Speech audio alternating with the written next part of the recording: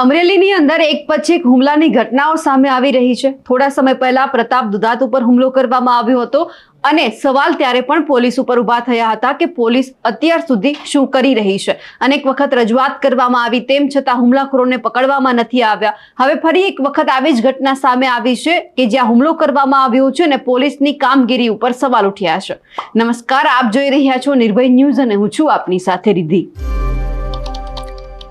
અમરેલીની અંદર જે પ્રતાપ દુધાત છે તેમના ઉપર હુમલો કરવામાં આવ્યો અને એ પછી તેઓ પોલીસ પાસે પણ ગયા, પરંતુ હજુ સુધી પોલીસની એવી સક્રિયતા છે જ નહીં કે તેમણે હુમલાખોરને પકડ્યા છે।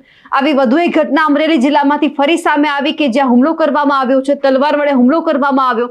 ધારીના વીરપુર ગઢિયાના મહંત છે તેમના ઉપર જીવલેણ હુમલો કરવામાં આવ્યો છે। દાન મહારાજની જે જગ્યા છે ત્યાંના જે મહંત હર્ષદ બાપુ ભગત છે તેમના ઉપર જીવલેણ હુમલો કરવામાં આવ્યો છે। ચારેક જેટલા અજાણ્યા શખ્સો આવ્યા, તલવારથી હુમલો કર્યો અને તેમને ધમકી પણ આપી કે તમારે આ જગ્યા છોડી દેવી પડશે।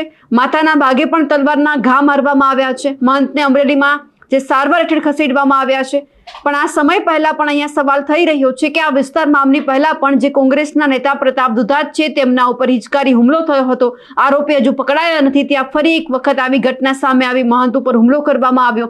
પોલીસ તંત્રની ઘોર નિષ્ફળતા વચ્ચે 3 દિવસમાં બીજી ઘટના પ્રકાશમાં આવી છે। મહંત ઉપર હુમલાની ઘટનાને લઈને અત્યારે ક્યાંક અમરેલીમાં પણ ચકચાર મચી છે। પણ સવાલ અહીંયા એ થઈ રહ્યો છે કે આમની પહેલા જ્યારે રજૂઆત કરવામાં આવી હતી તો પછી પોલીસ અહીંયા કામગીરી કેમ નથી કરી રહી? એટલે કે અમરેલીની જે આ પોલીસ છે તેમના ઉપર વધુ સવાલ ઊભા થયા છે।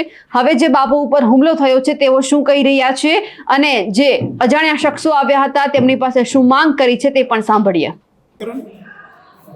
મારું નામ હર્ષદ બાપુ ભગત, દાન બાપુની જગ્યા ગઢિયા ગીર। હું સવારમાં નાહીને બહાર નીકળો એટલે 3 થી 4 જણા આવ્યા। ભાઈ આરતી શું કરવા કરો છો? પછી દર અઠવાડિયે ભજન હોય એટલે ભજનમાં પથ્થરમારો કરે।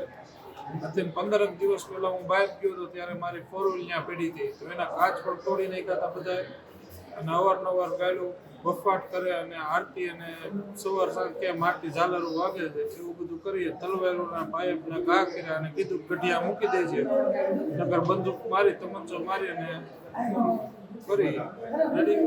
મેં કીધું ભાઈ સાધુને મારે તમને શું થવાનું છે? એટલે આડેધડ ઘા કરવા માંડ્યા। પછી મારા ગળામાં મને તલવાર માથા મારી, પછી હું થયું મને નથી ખબર, ગળામાં ચેન હતો, ચેન નથી મારો। પછી 1.5-2 લાખ રૂપિયા મારા પ્રાણ પ્રતિષ્ઠા છે એટલે પૈસા પીડ્યા હતા ત્યાં બાજુ। હું રાજકોટ જવા નીકળવાનું હતો, મારા કપડાને બધી બાજુ ખાટલો ટેક બધું લઈ ગયા અને કહેતા ગયા ગઢિયા મૂકી દેજે તો ફાયરિંગ કરી નાખશું। તો અને એ પહેલા એને આ જ રીતે એટેક બહુ માંજરિયા એને ફોરેસ્ટ અધિકારી માથે કર્યો હતો। ને કહે છે ચાલુ છે અને જમીનની સભાઓના માણસ છે, દાન બાપુ જગ્યામાં કે આરતી નહીં કરતા આ વાત।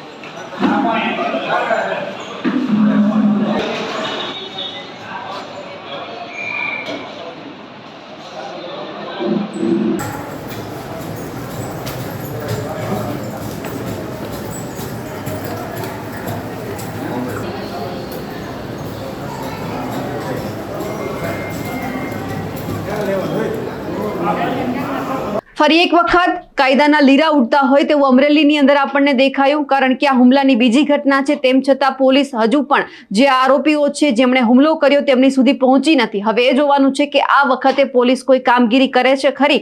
આ વખતે જે અજાણ્યા શખ્સો આવ્યા હતા તેમણે જે બાપુ ઉપર હુમલો કર્યો છે તેમને પકડે છે ખરી?